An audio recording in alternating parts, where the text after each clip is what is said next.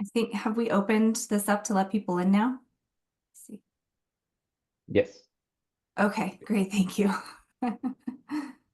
All right, welcome. We'll just give a minute for people to filter in here.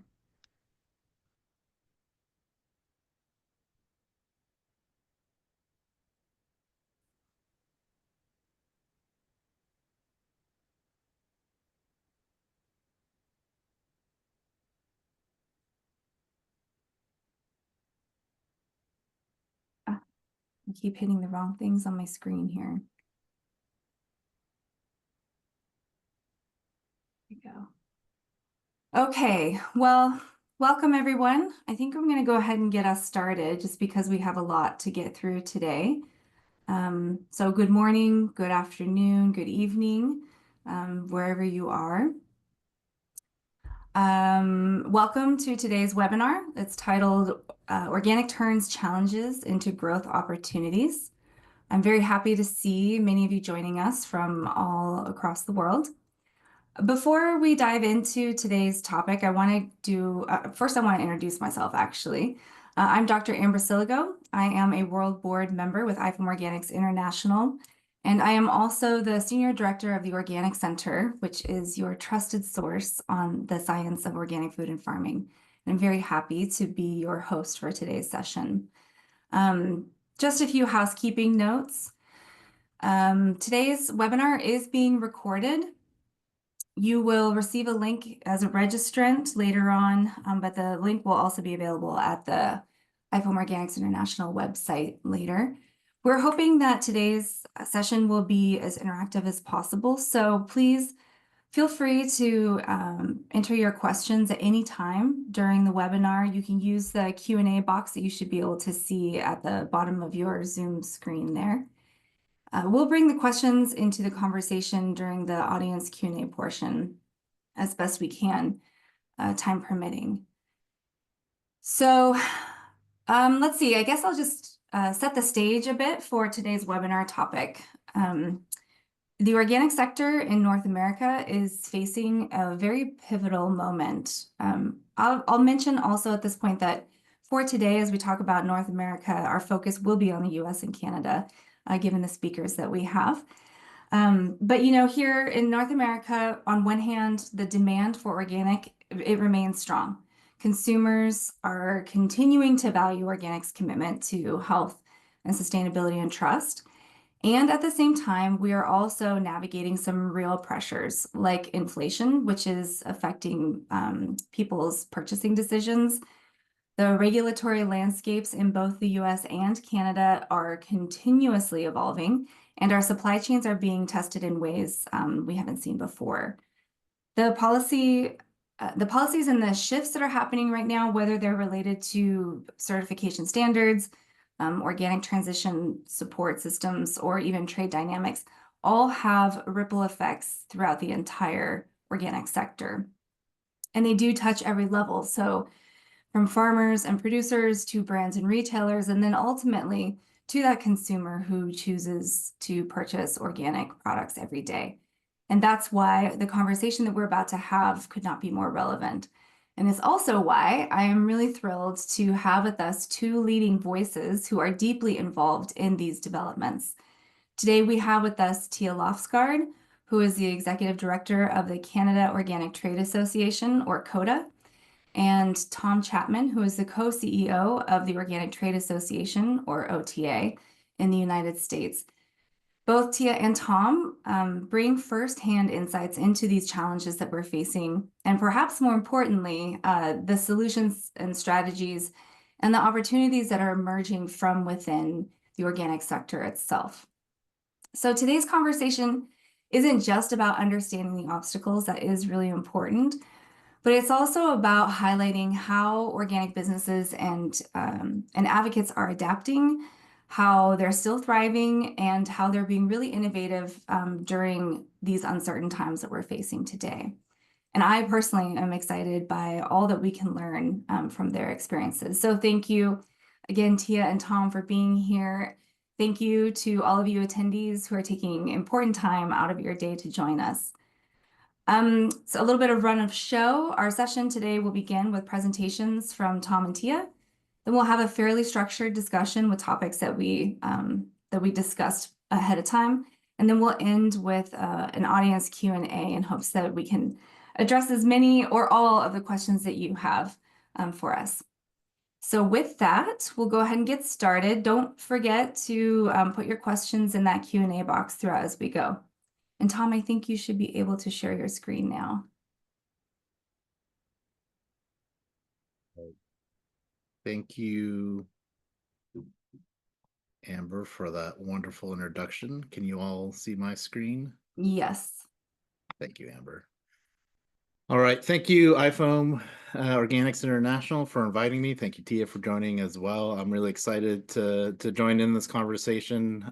There is a lot going on in the US and Canada, and we're happy to share our knowledge of the inside track of what's happening, as well as what we're doing to try to continue to advance organic agriculture in this climate. So for those who aren't familiar with the Organic Trade Association, we are the US's leading voice for the $70 billion organic industry. And our mission here is to grow and protect the organic market from farm to shelf. We represent everyone in the supply chain, from growers and farmers and ranchers to middle of the supply chain processors, the certifiers, to retailers, brands, manufacturers, and across the entirety of the marketplace. So from fresh produce to processed products to dairy to even products that you would not find in a grocery store, but fiber, personal care, pet food, and those items. First, I'm going to start laying the land a bit of the size and recent history of the organic market growth in the U.S. And 2024 was a fairly good year for organic. The organic marketplace at retail reached $71.6 billion in sales. That was a $3.5 billion increase over the previous year, and a 5.2% growth, a growth level that we had not previously seen since before the COVID pandemic. And as we look at that 5.2% growth level, this chart here shows the growth of both the organic market and the total market. The 5.2 was a pivotal year for us because we returned to, again, this pre-pandemic trend of growing at a rate faster than the total marketplace. We had a nice spike in demand in the COVID years, spurred by at-home consumption of food, bare shelves, and a focus in consumers on their own personal health. But that spike was not sustainable at that rate, and we had a couple years of correction after that in 2021, 2022, and 2023. But as the market normalized, as supply chains caught up, and as we had farmland transition through that 3-year transition time period, we were able to see the organic marketplace kind of return to its pre-pandemic trends. At the same time, we started to look now at inflation impacts on organic, and you can see, in fact, that organic has been growing for the last 3 years, returning from this kind of deficit just after the pandemic in 2021. The top chart there is the organic marketplace, with the blue line being that one I just showed you on the last chart, but the orange line being inflation adjusted. And so we've seen organic growing 2.2% every year, but that strong correction year and the impacts of inflation happening in that 3-year time period. We don't see this same trend in the total marketplace. The total marketplace, in fact, has been declining over the last 2 years, and this year, actually, on an inflation adjusted basis, did not grow at all. And so we see this as a very positive trend for organic, kind of returning to its roots, where it stood before the pandemic, and really, kind of a return to normalcy in this post-pandemic, post-inflation time period, and also a recognition of where consumer demand is going. And organic has really secured its place in the U.S. in the mainstream marketplace. Over 20 subcategories that we track have reached over $1 billion of sales. And this, again, is spread across the grocery store. So you see it in fresh products like berries and lettuces and apples. You see it in fresh products like milk and eggs, but you also see it in processed products like breakfast cereals, juices, spices, coffee, tea, salty snacks, as well as poultry. Switching over to the consumer side, we recently completed a survey of US consumers, over 2,500, following the general population of the US.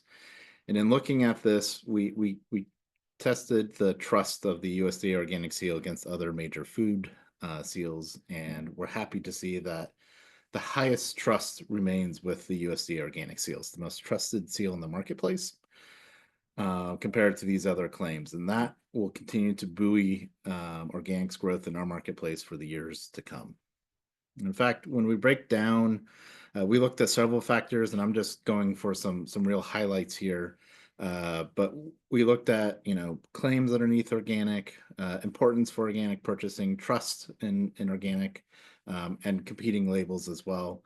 But we also looked at willingness to pay, because organic does drive a price premium in the US. Our agriculture is not subsidized in the same way as some other countries. And so organic has a very high price premium, because all of the organic added value that happens at the farm needs to be paid for by the consumer at the end of the day. And what we see here is a very positive sign that compared to any other claim, the average claim, the willingness to pay for them, and this is claims like no antibiotics, no pesticides, no hormones, not just competing label claims, but even subclaims that are kind of have, base benefits for consumers.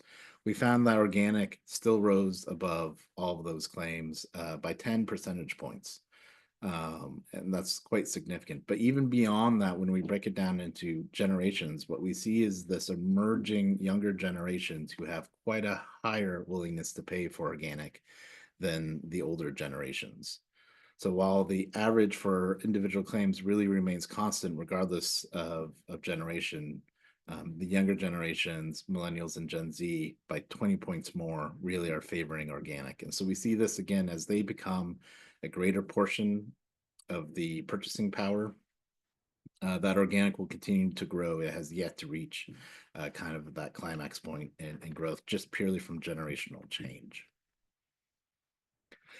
I'm going to switch a little bit more, though, to looking inside our market, or inside and outside our market. And as we look at our domestic production, it has not kept pace with what we've seen in the marketplace. So while our consumer market continues to grow, it has generally been fed by imports, not just by our own domestic expansion. And while we've seen domestic acres in most crop areas grow over these recent years, there has been some shrinking in rangeland, but cropland growing. What we haven't seen also is that imports are growing at a far greater rate. Our major trading partners for the US are our two neighbors, with Mexico being our biggest trading partner, both for imports and exports, and then Canada being the second one there with us. Once we leave that, the story changes a little bit. On the import side, South America is our third largest. It's our second largest trading partner. It's our third in this list.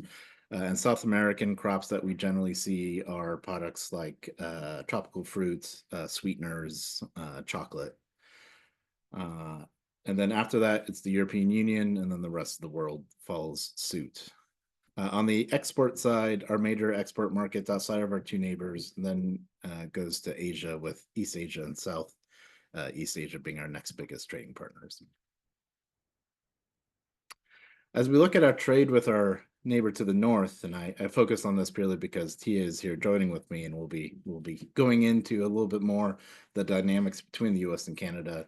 Our trading relationship with Canada, according to the tracked exports, has dramatically changed over the last decade, with the U.S. historically enjoying a large trade surplus with Canada for organic products, but in a trend since 2021, really that flipping, where Canada now has a large trade surplus with the United States. And this kind of plays into the politics of the day around tariffs. And I'm going to take a moment here to talk about tariffs more generally, and then focus them in on what's a little bit more relevant for the organic marketplace. But in the United States, in our approach to tariffs, the landscape is rapidly shifting and will likely remain in this shifting time period for several years to come. There's been a change in approach to how the U.S. manages tariffs from several previous administrations. And I think most people around the world have now realized this by watching what's going on in the United States, but it's probably still worth repeating. Tariffs are now being seen as a tool for managing trade deficits, for advancing policy objectives of the United States, and for a tool in the negotiations for any of those other previous items. And what that means is that they're being really used in a way that they haven't been used in the past, particularly on friend or foe. So historically, we've kind of reserved tariff policies for really hostile environments, and at this point, that's not what they're being used for. They're being used as a negotiation tool, even with friendly allies who we have deep trading relationships with. It's going, there's several tariff activities have already occurred, including steel and aluminum tariffs, auto tariffs, tariffs on China in particular. There were moments of tariffs related to policy advancements related to the drug trade.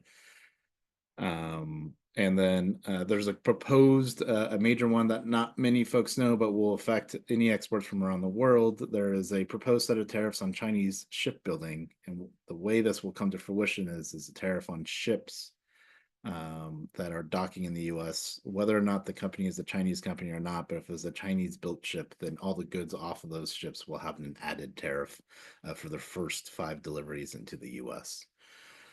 There was also the reciprocal tariffs, and that's the one I think most people know about. That was tariffs ranging from 10% up to the high 40s and 50s, depending on the country of origin, depending on our trade balance. Those were paused for 90 days, and so in this 90 days, the reciprocal tariffs are just at 10%, but that 90-day pause expires on July 9th, a date that's rapidly approaching us. Just this week, China had 145% tariffs, but just this week that's been revised in a trade deal that paused this and brought it back down to 34%. And saw China doing similar kind of reductions in their risks, their counter tariffs against the U.S. Right now, the U.S. is very much focused on bilateral trade deals. There was one recently announced with the United Kingdom that really kind of brought down steel and aluminum tariffs in exchange for, and auto tariffs in exchange for beef and ethanol concessions on the UK side. The reciprocal tariffs still remained in place in that situation, and then the bilateral trade agreement right now for further negotiation with China was also recently announced, and we expect more to come with the U.S. engaging in many. One of the ones more prominently advertised is with India. So we're closely watching to see what will come out of those. However, this doesn't just these pauses. You might be lulled into thinking that the tariff troubles are going away, and in reality, they are just getting started. So some of our routes to increase tariffs require investigations by our Department of Commerce. The Trump administration has initiated several of those, including on copper circuits, critical minerals, lumber, movies, pharmaceuticals, semiconductors, and trucks and truck parts. So all of those will take 30 to 60 days, perhaps longer, because there's so many going on at the same time. And each of those may then result in their own sets of tariffs on a sector basis, which then, we'll continue to see what happens in a retaliatory sense. Also, very much for Tia and I to be thinking about the USMCA, the US-Mexico-Canada trade agreement, the replacement to NAFTA, is up for renegotiation in 2026, and I expect that tariffs again will be used as a negotiating tool during all of those renegotiations that are coming up. So as we look at tariffs, I mentioned earlier that we represent this broad basis of producers, marketers, manufacturers here in the U.S. And in reality, not one of our members, all of our membership is not united on how we approach tariffs. We have some that are seeing wins from this, folks who produce domestic crops who have been competing against foreign imports that they don't see as always on a fair basis, and they may win in this situation. However, they often will sell into other suppliers, or we also have other manufacturers who import a lot of their products who will be bringing on products at a higher price point, and they will not be winning in this place. But all of these costs generally trickle down to the consumer, which will lead to inflationary pressure on organic, a product that's already priced at a premium. And so you get double hit by not only being at a premium, but having a percentage placed on top of that premium at a greater rate. And so all of these will cause a lot of uncertainty into the future, both in the sense of where that pricing will land, but also we don't really know where these tariffs will land because they keep coming and going. And so that's been, I think, one of our biggest issues is this uncertainty. Businesses are scenario planning and looking at how to manage these, but without that certainty, it's hard to choose the next step. Right now, because I shared all of what's going on, I just want to end with really the current state of where tariffs sit today, although this is subject to change tomorrow. And today, there's a 10% tariff on all goods for all countries except those from the USMCA entering the US. We do have a 25% steel and aluminum tariff, and that's important because Canada has retaliated against the US on those. And there's 25% tariff on select goods, including several agricultural commodities that are being exported from the US into Canada. The UK trade deal maintained the 10% retaliatory tariffs. And then right now with China, the tariffs have been reduced in a 90-day pause from 145% down to 34%. Tariffs are just one side of what's going on in our marketplace. We also, in a lot of initiatives started by the previous administration, have been focusing on that lack of growth in the domestic acreage.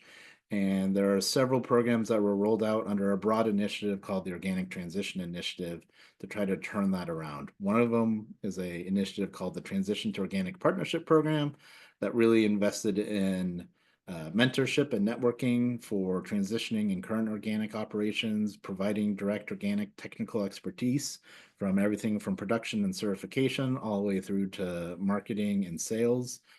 And then finally, a set of initiatives to really build training and agricultural professional development to make sure that we had the right personnel in the government, in universities, and extension, and certification to continue to grow this marketplace, as we've seen really the personnel crunch also hindering our ability to continue to grow organic.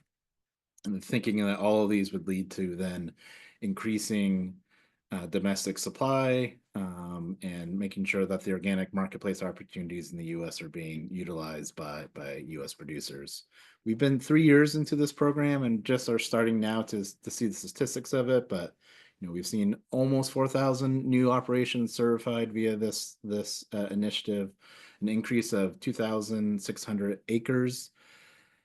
We've had over 325 folks go through the mentorship program and over 2,000 events of technical assistance and 1,500, almost 1,500 other events going on throughout the nation. And so quite a successful project.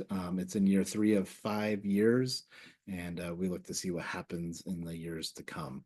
This wasn't the only initiative, though. We had 2 others. The organic market development, which was $85 million investment in that middle of the supply chain. So it was everything from small equipment loans to farmers, or grants to farmers, to up to $100,000 to up to $300 million of cost shared investments in larger processing expansion for middle of the supply chain folks. Say if you need to put in a grain mill or a new dairy line because of organic segregation, then this was there to help support that, or even market development. So driving new trade shows or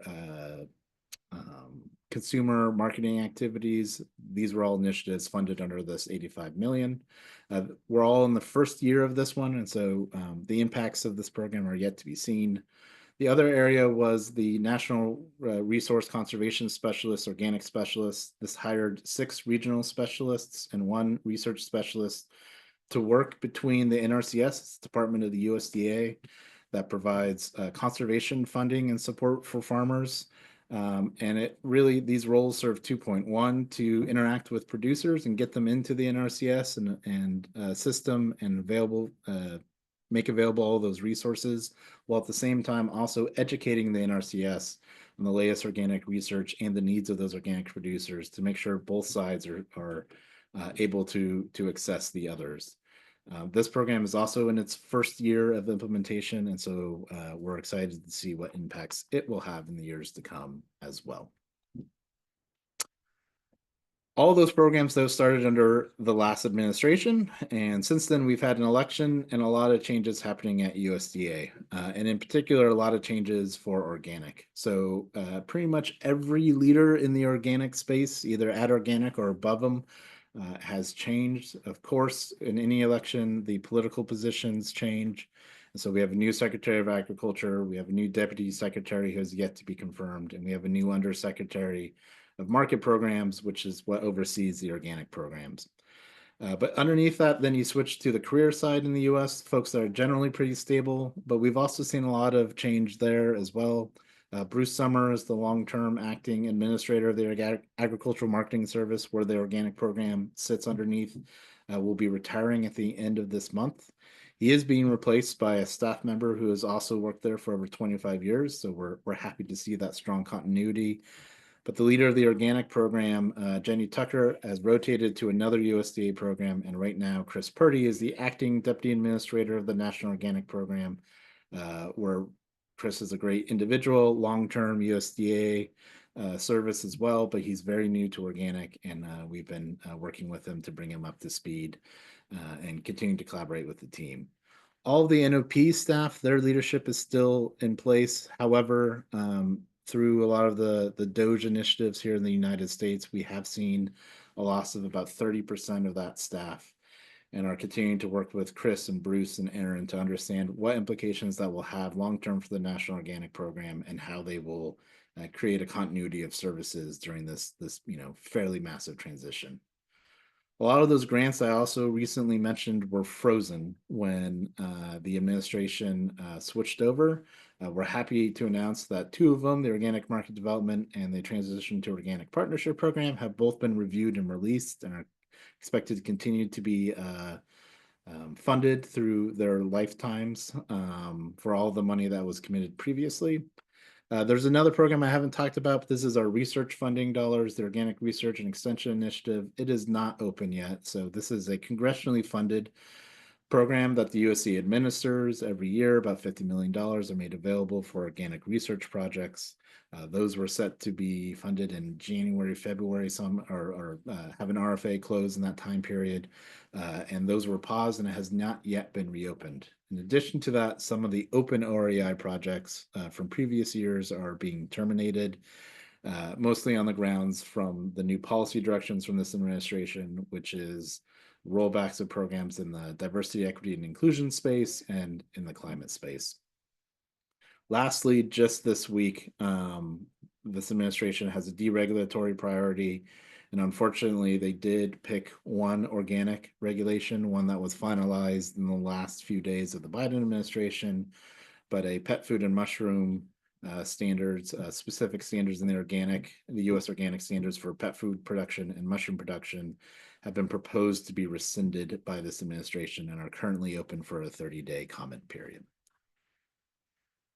Right now, we're spending a lot of our time focusing on educating both in the USDA and in Congress on organic and how organic fits with this administration's priorities, and particularly focusing on organic being a voluntary regulation, one that is necessary for our marketplace to exist at all and to provide the integrity needed for businesses to thrive and consumers to trust the label. But it's not a nothing at all. Many of our farmers are split operations that have some organic and some conventional. Many of our businesses are split operations that have some organic and some conventional, and many of our consumers are split consumers who have buy some organic and some conventional. And so organic itself is not an anti-conventional agriculture movement. It's a movement that creates diversity and opportunity for farmers who opt in and choose to take advantage of this marketplace. then we're also, focusing on trends within this administration about the organic opportunity and onshoring, and how these investments in infrastructure really allow U.S. farmers to potentially tap into this marketplace and thrive in this current situation. So as we look at policy going forward, there's really kind of two tools right now available to us, or two moving vehicles for us to attach policy onto. Historically, the major policy initiative in the U.S. is the Farm Bill. It's a tool to move agricultural policy and funding forward. It happened once about every 5 years, and has historically been this bipartisan bill that balances generally Republican farm interests with generally Democratic nutrition spending interests. However, in recent years, we've struggled to get an agreement and a farm bill. So on the 5-year cycle, a farm bill should have been renewed in 2023. That didn't happen. Clearly, we're in 2025 and I'm still talking about it. So there was a 1-year extension in 24, another 1-year extension through 25. And right now, it still does not seem to be on track for a 2025 5-year farm bill, or even potentially a 2026. Right now, a lot of Republicans are looking at a secondary tool, budget reconciliation. This is a tool that, if you follow U.S. politics, that Trump has been asking for one big beautiful bill. This pulls in budget and spending. It has a lot of restrictions on what can be done in it. Policy cannot be moved forward, but funding can be. And it really sets the income and spending and tax targets for the nation. And what we've seen here is a lot of farm bill policies moving into reconciliation, because this seems like a bill that's moving forward. It has, a lot of opportunities and threats to it. On one end, what we've seen in the proposals is the funding of REI, the research initiative, the funding of the National Organic Program, and the funding of a lot of what we call orphan programs in the U.S., or programs that we have to every year go and look for reauthorization, but are very critical to the operations of organic. Data initiatives, some trade initiatives, and additional research initiatives and cost share initiatives. All those need constant re-upping, and they have been included in this reconciliation package, which is a positive for organic. But on the same end, if this reconciliation project, kind of undercuts what led to this bipartisan balancing that led to farm bills over the long term, that's probably not good for agriculture, or beyond this current time period. And so, a lot of both us as organic advocates, but pretty much all of the agricultural sector is a little bit leery of seeing so much of the farm bill being pulled into budget reconciliation, as it really threatens the long-term viability of a farm bill to move advantages forward.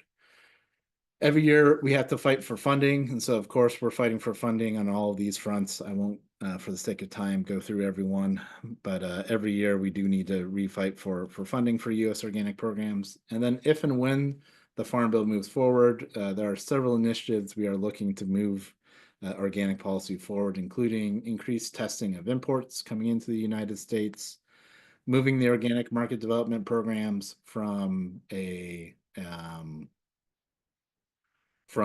exclusively administration priority into a congressional priority, finding a pathway to make predictable and consistent standards updates to the U.S. standards, embedding a concept of continuous improvement, looking at improving our organic data, and looking to do a deregulatory action in the sense of moving organic into a risk-based oversight instead of one-size-fits-all. And lastly, looking at ways to continue to increase the organic consumer trust in the organic seal by finding different claims that can be linked together with the organic seal. And so it's really kind of a holistic wraparound package to try to bolster domestic production, ensure domestic producers have the tools they need to continue to expand, as well as protect the trust in the organic seal and expand consumer education.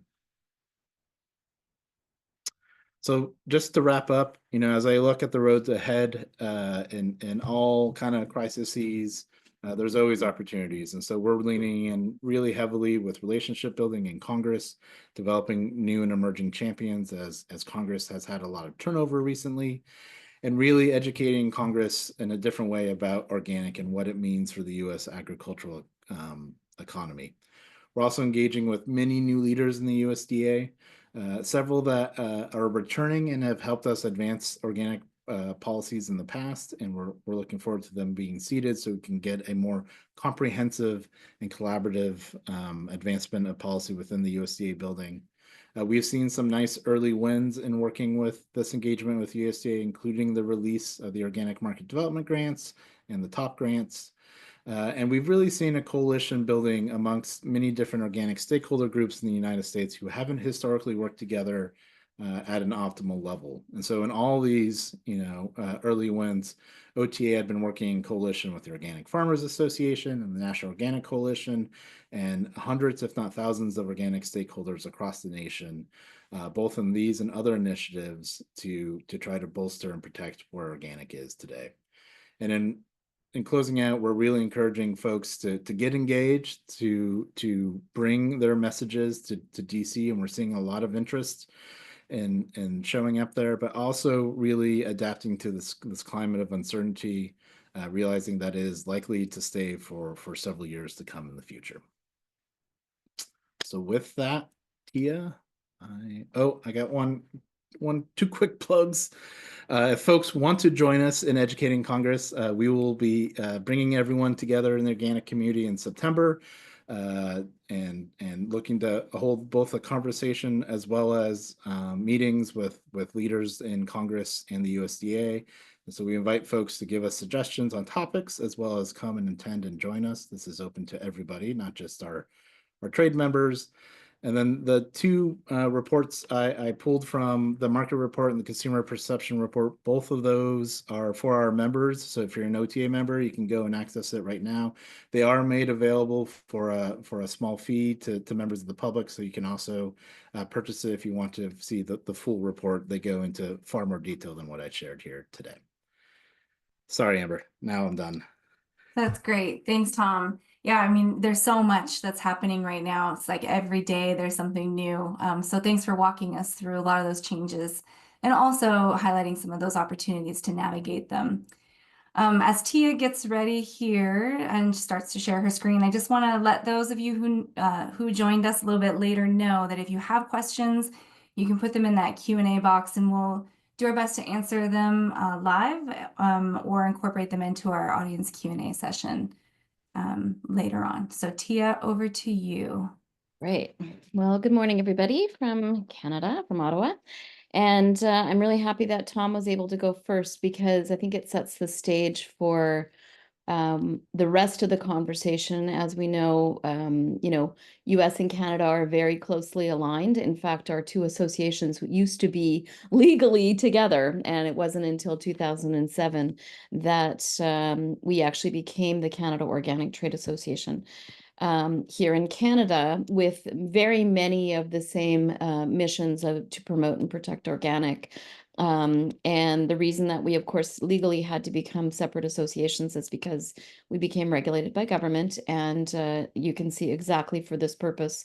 Now you can see that there's a reason why we need to be separate legal entities. So, but our purpose and our cause is very much similar to OTAs, is that we're here working on market access and development. We're developing industry intelligence. We do a lot of public advocacy and regulatory affairs. And the one distinction I would say between us and our counterparts in the United States is that we do also the Choose Canada Organic Consumer Education Campaign. That was a critical thing that we needed to continue pushing on Canadian consumers understanding the value of organic. So we also run that campaign. Let's just start off with sort of an orientation to the Canadian organic market. You can see that we're the 5th largest market in the world, which is about 4% of the total value. We do have the 9th highest per capita consumption in the world. But the one thing that you can see, of course, in sharing a border with the United States is the US opportunity is huge. They are 43%, and they are the largest organic market in the world. So as we get into the conversations around some of the opportunities, we'll also talk about the challenges that have recently come to light in regards to the tariff situation. Yeah, The I'm really sorry to interrupt you. I'm just Yeah. wondering if it's possible for you to somehow make this full screen. We're kind of seeing multiple versions of your slides Oh, here. Where I see your that's title slide, and then I see different previews of that oh, slide. that's very weird because I'm seeing the whole thing. I'll stop and start again. Sorry for that interruption. All good. I'm glad you did. So let me Yep, go back. Are you there we able to go. see that then? Yep, Okay, great. thank So you. that was what I just covered. So moving on to the Canadian organic market, one thing that we're always jealous of is we don't have as much money or resources or government interaction in regards to getting funding for data. So as I present some of this data, it will be the most recent that we have. We did an organic market report once every 3 years is pretty much what we can afford to do. And so our 2023 data had us at $9.1 billion in sales, and about 80% of that is, of course, food and beverage, valued at 7.176. So in regards to market share, we are about 3.4%. It does continue to grow every year. I would say that in the last couple years with COVID and inflation, it has slowed a bit, but we still are growing. You can see that we do have good market share when it comes to fresh produce. That's one of the areas that has specifically changed is we've seen a decrease in people buying fresh, and people are moving towards buying more frozen or dried vegetables and fruits. And private label has been a huge distinction on what's changed in regards to consumer preference. But you can see that we continue to grow and hold our market share. Packaged food has been a huge explosion, of course, as more product innovation has happened over the years. And meat lags behind. We do not have a lot of domestic supply for organic meat. It's growing, but again, it's still on the minor side. And what has really been our excellence here in Canada is that we didn't get regulated by federal government because there was a need to do something regarding organic production or an agricultural commitment to sustainability. It was the market that demanded this, that they saw already there was products certified all over the world. We, of course, were voluntary up until the last 15 years. We finally got regulated by our federal government. So there was it was demand, of course, and it continues to be consumer demand that are looking for organic. You can see the stats here where 55% are looking for organic food always or sometimes, 87% buy it always or sometimes. And of course, they're willing to pay more for it because it aligns with their values.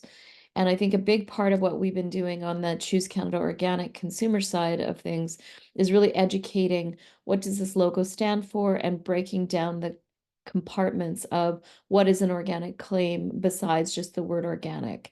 And of course, this is where we're seeing some shift when it came to COVID. It used to be a beautiful stat that I could quote that those that were earning over $100,000 and those that were earning under $40,000 were still buying at the same rate because it was values aligned. COVID shifted that definitely when a lot of people lost their jobs. And we are looking at doing a new consumer survey to really highlight where people at now post-COVID. Of course, we have new inflationary pressures, so we might still have the same thing. But you can see that in this study that was done by Agriculture Canada, which is our federal government, that 39% of consumers said that they would always buy organic products if they could afford it. And what are the perceptions that Canadians are feeling about the benefits of organic? 46% of them feel that the food is healthier. They believe that they're, concerned about the use of pesticides, herbicides. They are also moderately concerned about antibiotics and the use and treatment of animals. So you can see that we're in around the 50% range on most of these claims here. But of course, there is more of a reticence against pesticides and chemicals. And for sure, what's going on in the United States right now, talking about the Make America Healthy Again, it's having a residual effect in Canada where more people are looking at their labels. They're definitely looking for food dyes and preservatives. So you can see that that's been a common theme in Canada. Of course, GMOs, there's been a lot of discussion around GMOs and genetic engineering. So you can see that this is something that is of concern to the government. They're tracking it as well and using federal funding to be able to keep pace with how Canadians are reacting to organic and some of the areas that, of course, organic addresses. For Canadian organic sales, this is based off of the 2023 actuals. You can see that food and beverage does generally make up around 80%. Our Canadian organic regulation is limited to focusing on food, beverage, alcohol, feed, and seed. So everything from supplements on down is actually not regulated. Those are all voluntary claims of organic, but we do track it because there certainly is an appetite for us to have more consistency in our country to make sure that we have a claim is a claim is a claim on organic. And currently, we are happy that, of course, all food and alcohol and seed and feed is regulated, but there is certainly an appetite for us to have more consistency. Another area that we run into is that you can be certified to the federal regulations, which is the Canada Organic Regime, or before we even were federally regulated, we had the provincial governments of British Columbia and Quebec had their own regulations. So we're starting to see that there's some people are getting certified just to the local standard to sell only within their province and only if they're selling interprovincially. But we do have sort of a hodgepodge of what's going on across the market, and we are looking at some regulatory harmonization of that nature. As Tom mentioned, we also have our organic market report. I put the QR code there. I'm going to just show you some quick highlights from our last market report. And again, I will disclaim, and you'll see exactly why I'm going to disclaim. Our government only tracks a handful of products through the harmonized sales codes. So this is based off of, I believe, around 68 products that are being tracked as organic. And our government, of course, has an interest in knowing more. We're really trying to figure out the methodology. So this number is very much a subset of what is being brought into Canada. But we have seen on those products that we're tracking a 13% increase since 2023 in 2024. And of course, a lot of this volume is coming in from the United States because we do share a border. So I'll go further into that in a moment, but just to give you some insights in regards to what are the top 20 imported products. I imagine we have a lot of our international friends on the line. So coffee is the #1 product, of course, coming in, and I have amalgamated green beans as well as roasted in this chart. But you can see a lot of it is products that we don't grow in Canada, but there are still a lot of products that are grown in Canada. And as this tariff situation has arisen in the last couple months, you can see a lot more people are looking for Canadian. They are, questioning why we're buying lettuce from the United States. And certainly there's certain products that we can grow here. And I think that it's really led to more of a domestic opportunity. So that's sort of the top 20. Of course, we do a lot of international trade. We have 9 equivalency partners around the world. And one of the things to point out is that Mexico was signed in 2023. And that was something that we were one of the first countries in the world to sign with Mexico. But you can see there's a lot of reason of why we would do that because we have the US right in between, and we wanted to make sure that we had a strong relationship with the imported products coming into Mexico. So that actually was given a 1-year agreement in the beginning. Now it's been extended for 3 more years. So we continue to, do the peer audits and the peer reviews and investigate and make sure that it's reciprocally beneficial to both countries. And just to highlight, of course, that There are a few countries in the world that don't require an equivalency arrangement to accept Canadian products in, and that's the United Arab Emirates and Hong Kong. So this is relevant right now because, of course, with the US being the #1 market in the world, and a lot of our exports going down there, their need for product and export diversification is critical and top of mind for most Canadians right now. So I just want to talk about some of the things that have been behind the scenes that the government has been working on. For years, we've had transaction certificates for equivalency arrangement partners, but only some of them. And so you can see that our trade partners in Japan, Taiwan, UK, South Korea, and Mexico, we do require transaction certificates, which gives more insights to our Canadian government to monitor trade. They are in process right now with Costa Rica and Switzerland. In fact, it may be finished. I haven't gotten the update yet, but we do not have transaction certificates currently in place with the United States or the European Union. And that is, I guess, a question for the future of where we may be going. And I think that will depend a lot on our equivalency negotiations, because both of these two countries or two regions, we are in the situation of a review of each one of them at this point in time. So just to highlight that our new import requirements, we have, of course, always required documentation and organic certificates, but the government has become more savvy in regards to using their current systems for the the integrated import declaration system. So what they've been doing since about 2017 is developing reciprocal codes. So for every organic product or every product where there was a code, they now have an organic code, of which I believe they're at about 48,000 or no, 4,800 codes, sorry.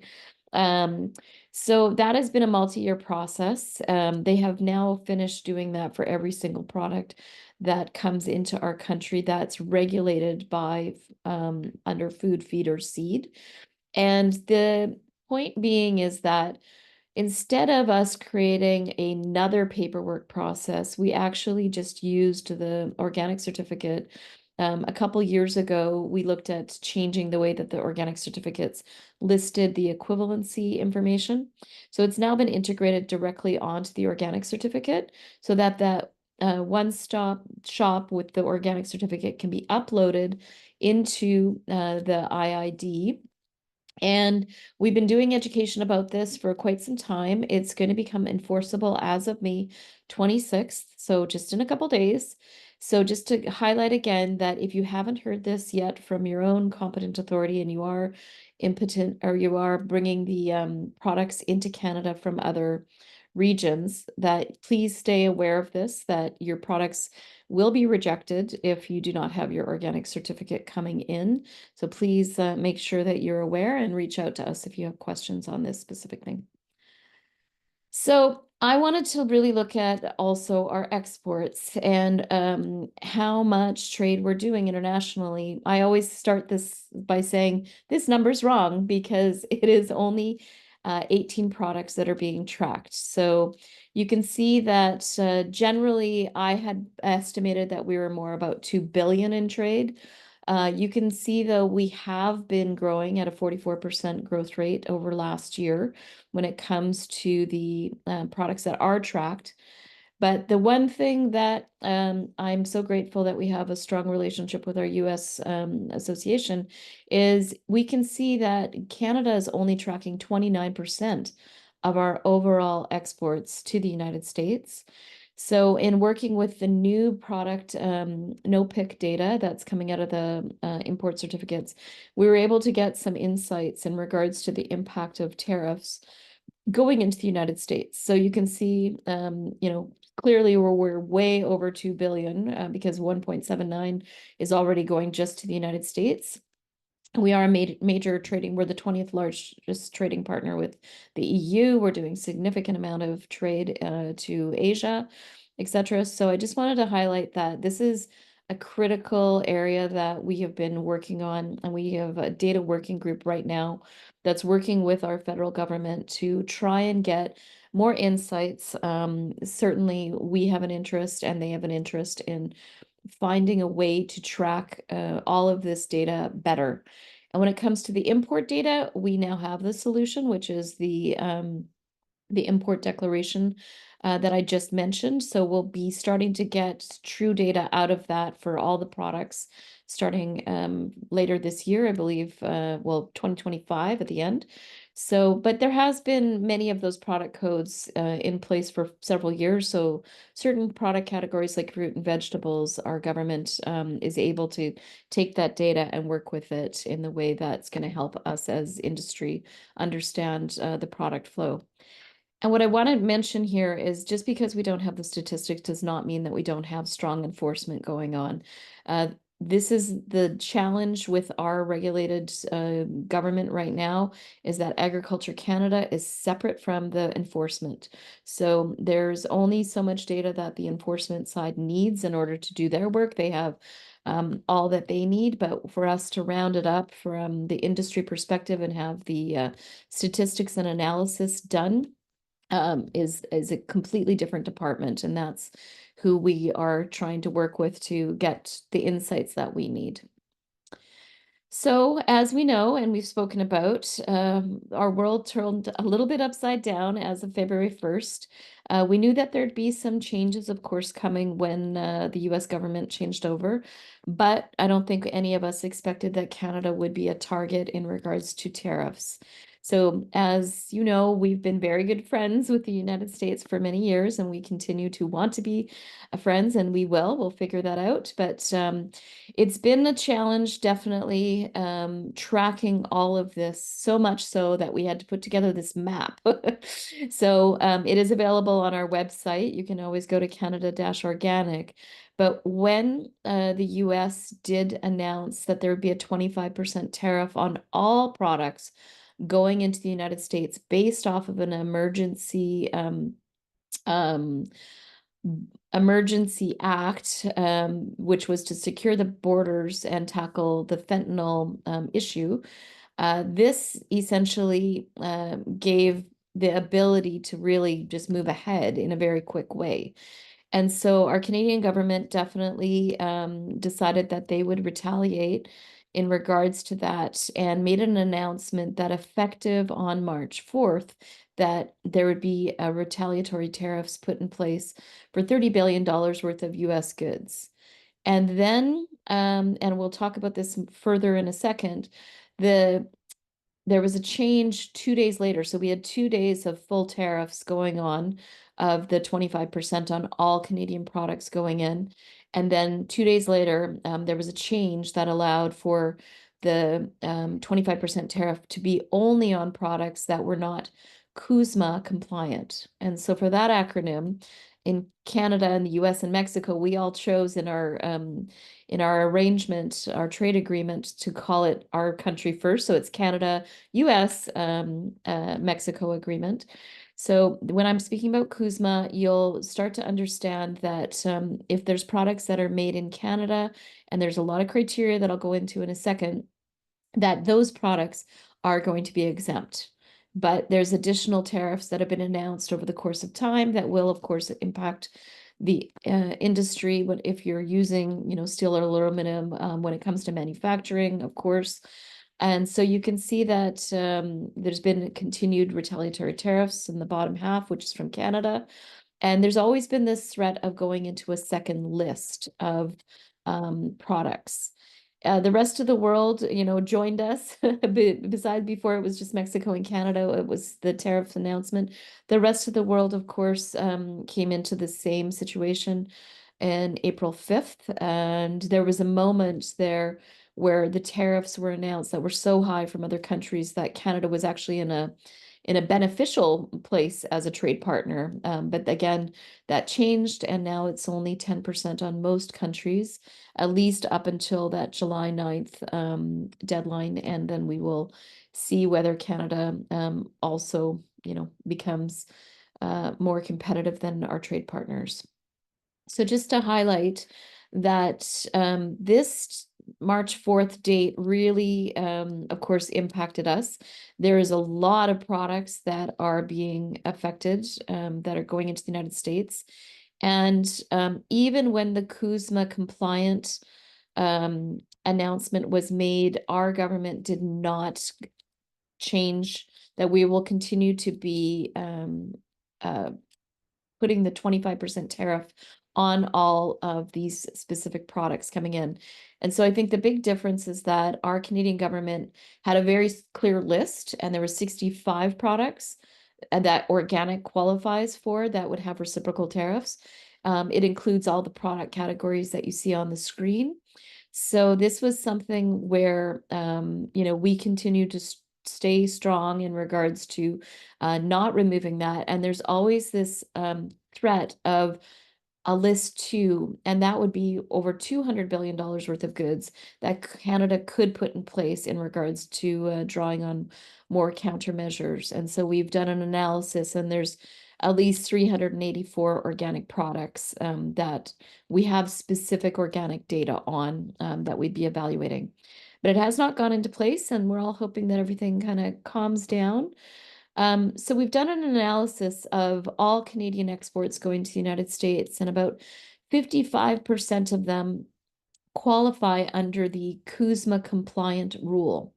And that essentially means it's grown in Canada. So it could be anything like wheat, oats, etc., that is wholly grown in Canada. Those products are now exempt with the 0% tariff.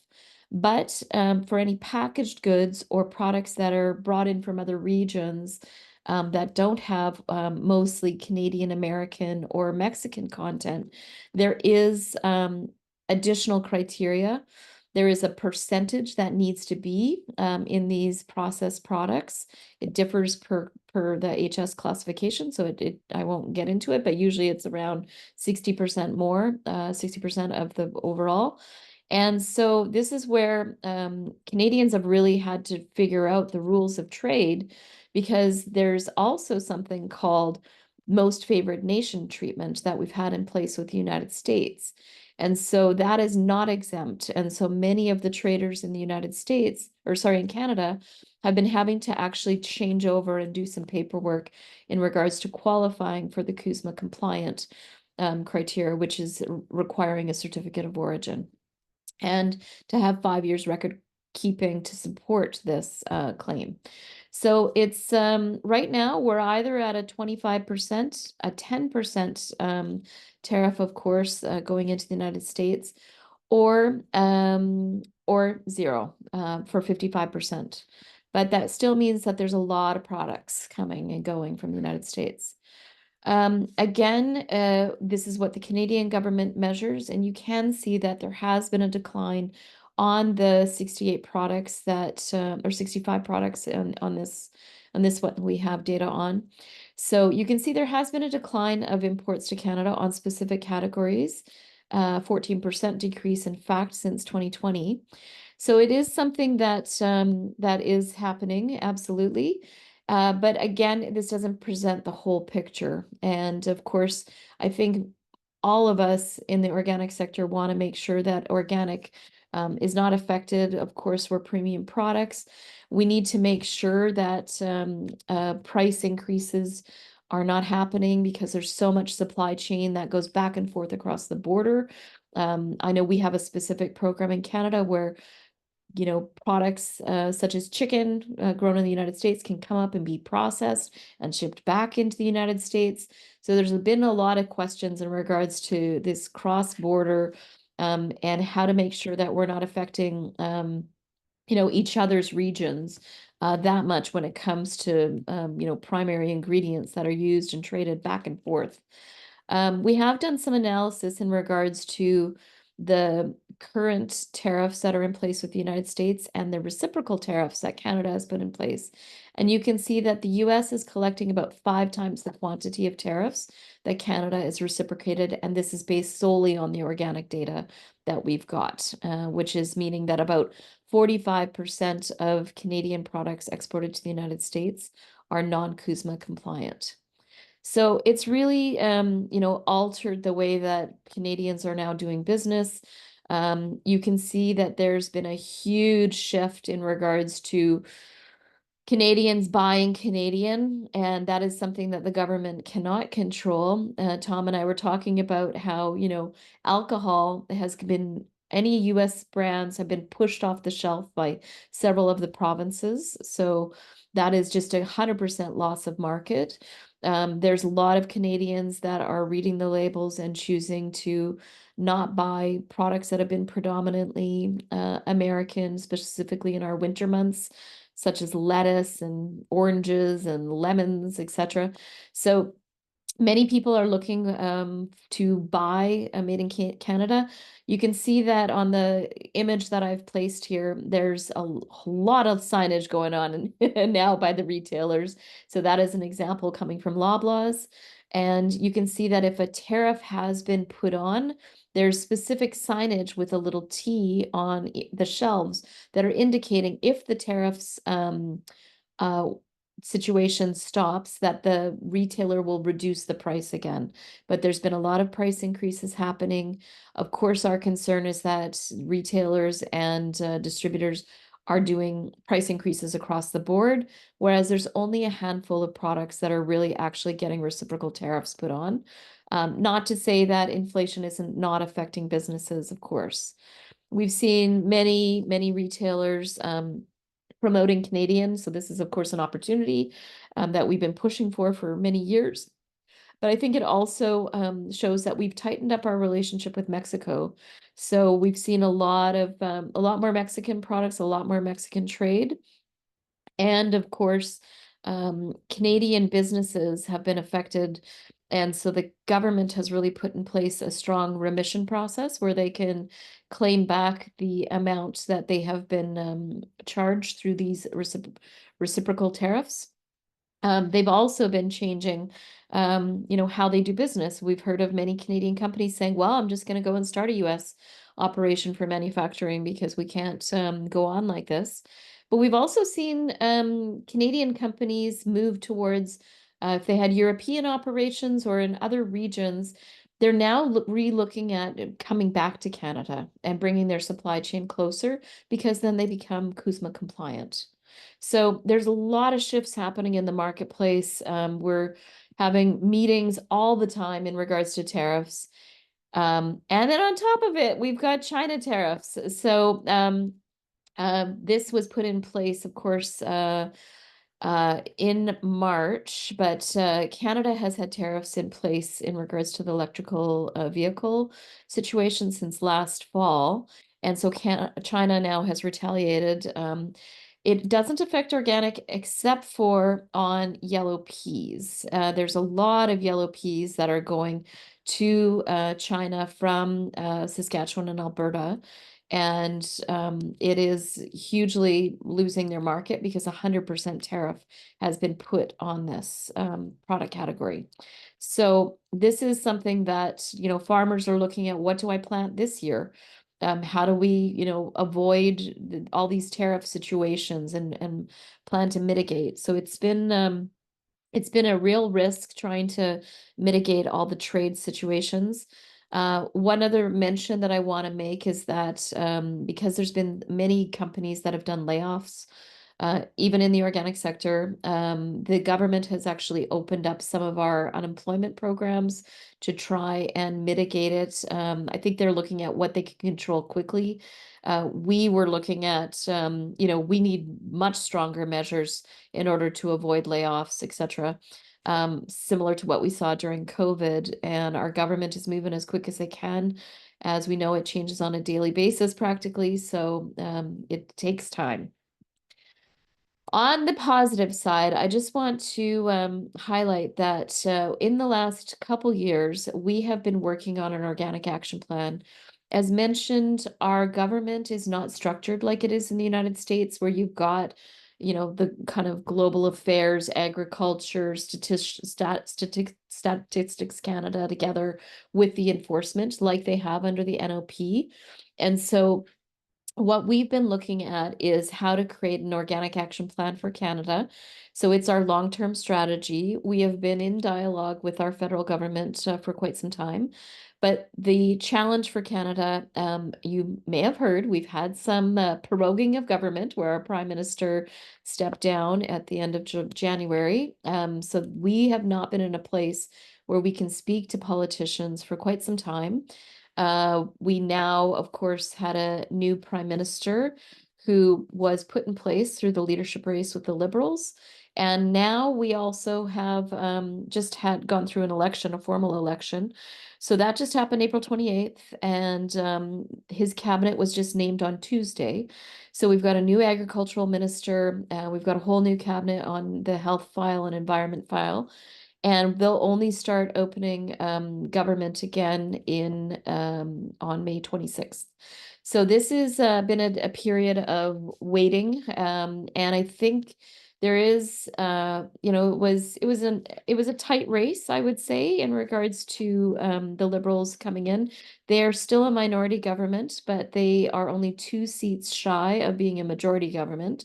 So we will see, of course, what happens. Of course, I think that there's been a lot of politicking over all sorts of things in the last year.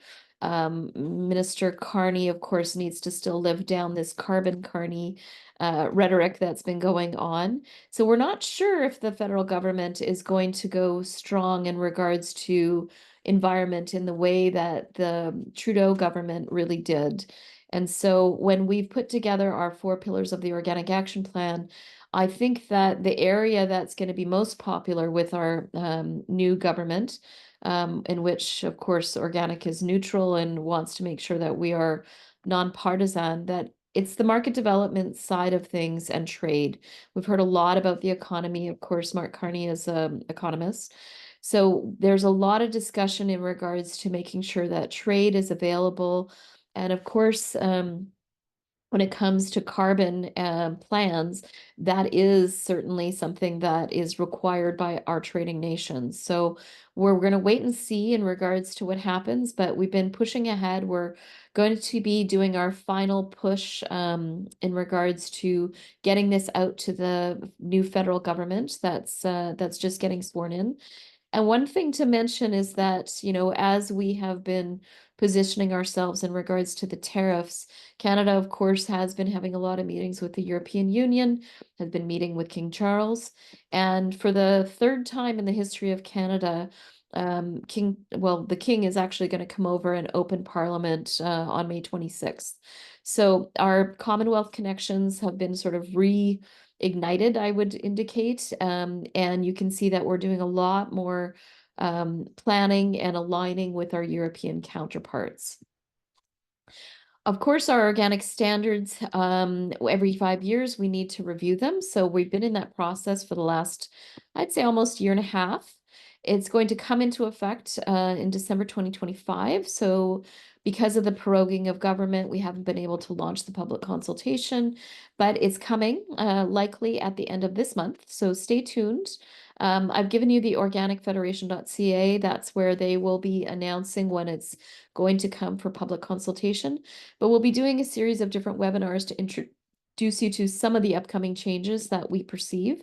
And of course, it is up to this committee that is here. This is the technical committee that votes ultimately on what is going to get passed. And happy to say that COTA is a voting member of the technical committee. So we're been watching all the changes, of course, with an eye to equivalency to make sure that our standards are progressive, but also compliant and keeping tabs on our trade partners.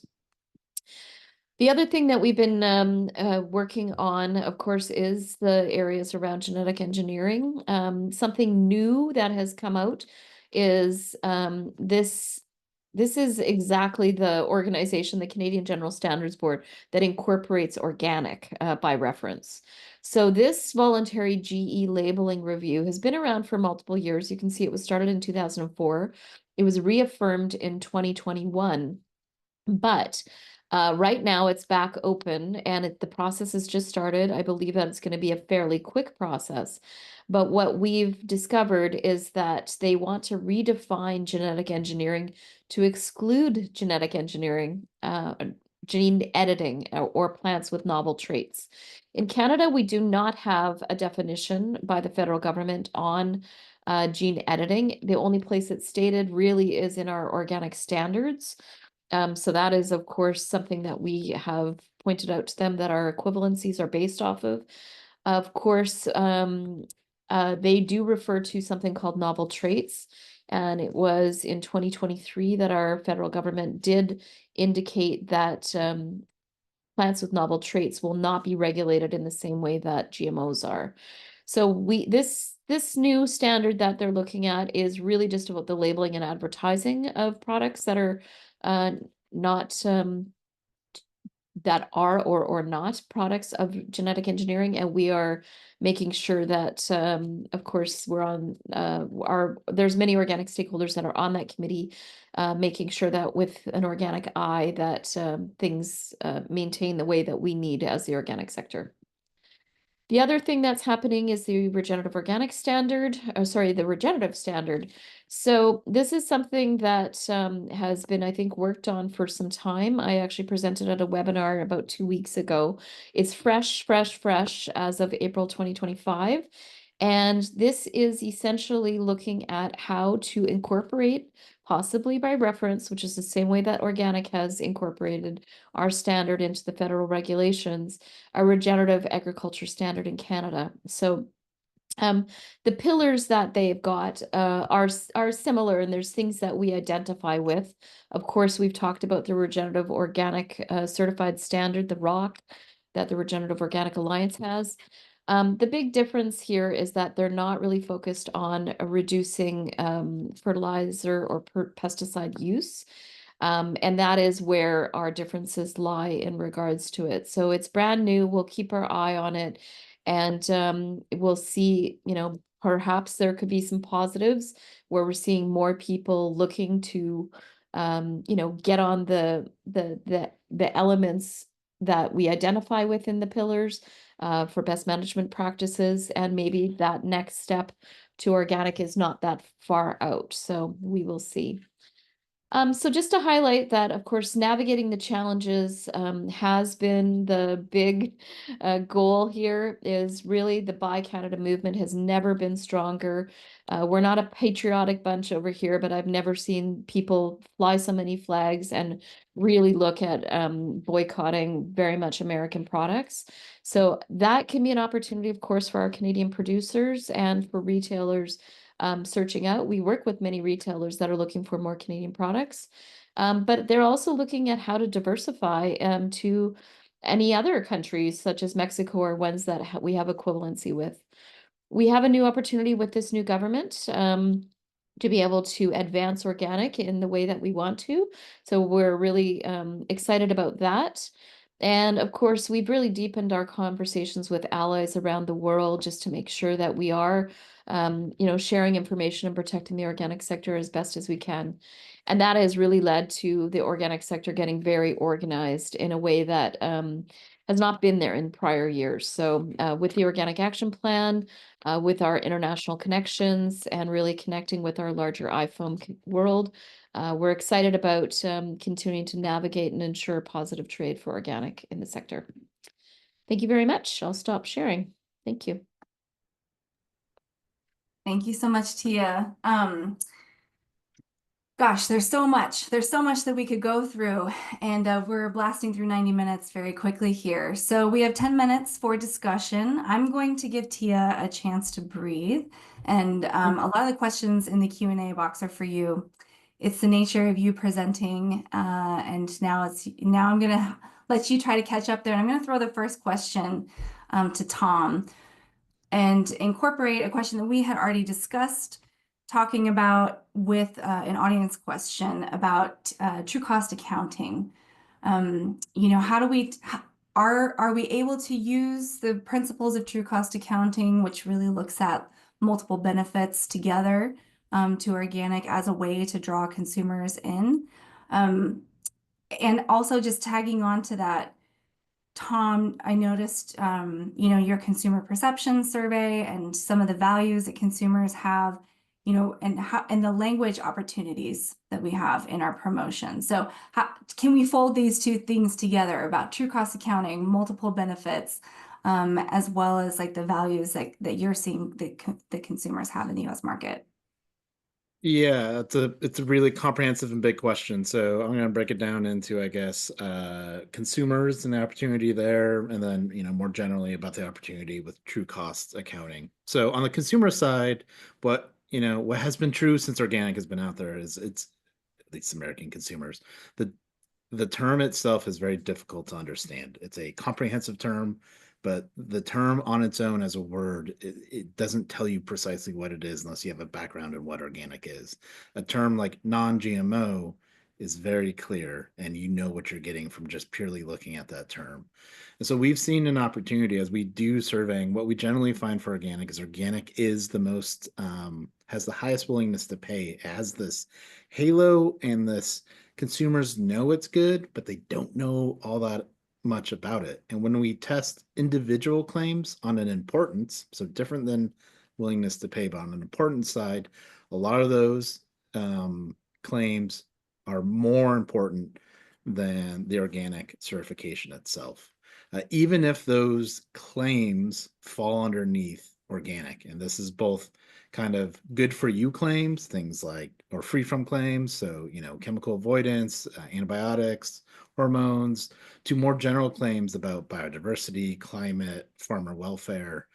All of those generally resonate more. There's a natural curve. Americans are very selfish population. We're looking for what benefits us. And so clearly the natural and free from claims have a little bit higher of a priority, but they all are areas that consumers are looking for. And especially younger generations, while they follow that same curve of self-beneficial ones first, they all have higher desires to purchase products that are better for the planet and for the people making it.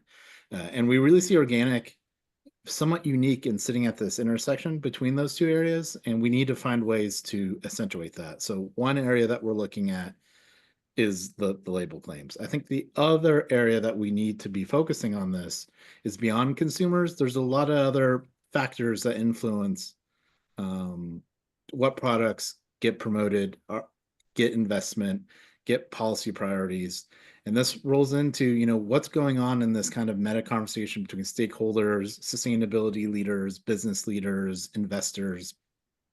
And this is where we've really seen what's fueling regenerative is this myopic focus on greenhouse gas emissions, even to the extent of, we've seen op-eds recently published in major publications that are saying, we need to choose greenhouse gas emissions over animal welfare, pack those animals in because it's more efficient. And there are in reality a lot of trade-offs behind these benefits. And this conversation is not occurring. So I know IFOAM, I know COTA, I know there's a whole bunch of us organic stakeholders that want to have this more comprehensive conversation about all the benefits of organic and all the costs and areas where we may not be raising to the occasion to understand where we could be doing better, but also recognizing all these other services like biodiversity, ecosystem services, water, farm worker health, all these areas, and understanding that and making sure that we don't fully focus on just the issue of the day, which right now is greenhouse gas. Yeah, yeah. I'm glad that you brought up regenerative. Tia, you mentioned at the end of your presentation this brand new standard that your federal government is working on. We know that there's also stuff being put into place in governments and other places, and I'm wondering from you, Tom, like what's that looking like for the US federal government to incorporate some sort of certification or standards or something to recognize regenerative? Yeah, I mean, the regenerative movement in the US has many faces. We need to start with that. There's a face of it that wants to advance sustainable agriculture, but in a less rigid, more flexible way. Folks that truly want to advance something that's transformative for the environment and for farmers. And see the challenge of trying, which we as organic advocates also see in our day-to-day. It's really challenging to have one standard define all of agriculture across all of its regions. And in fact, if we're being honest with ourselves, the current organic standards have the regional biases built into them from where they originated.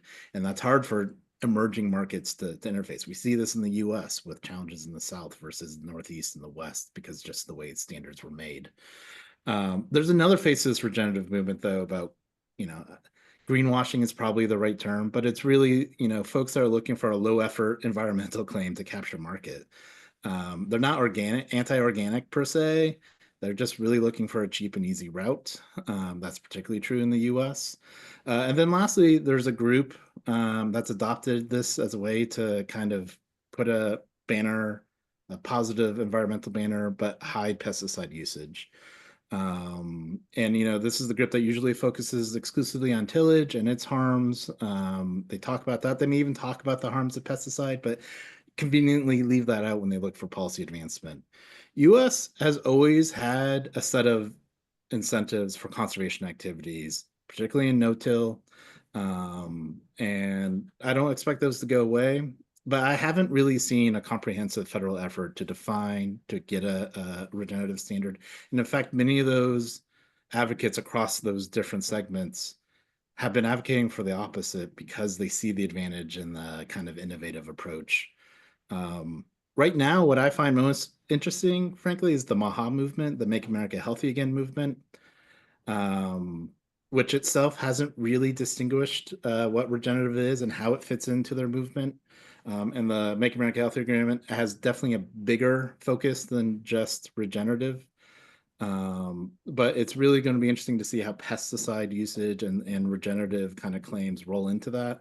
There is a MAHA commission that is set to publish a report later this month, and we are eager to see what it says. Definitely, from the advertising being done in DC, pesticide corporations are very concerned. Yeah. Yeah. Can I Tia, clarify would you like to something? add to that? Yeah, just that the regenerative standard is an industry-led. It's industry-led, and the government is not involved in it in any way. It's the Canadian Standards Association is like it like determines the standards for many things like helmets and fridges, etc.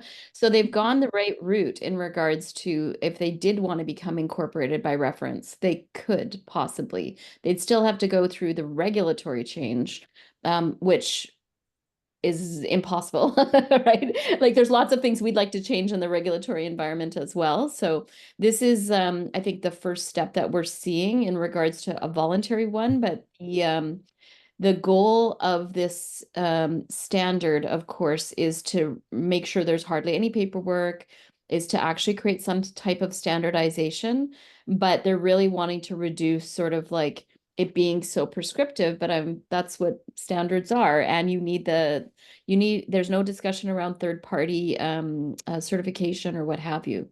So like it's very preliminary. It just came out. There's going to be a lot of discussion in industry to see, but they did quote that they could probably learn some lessons in regards to the organic movement and the success that we've had.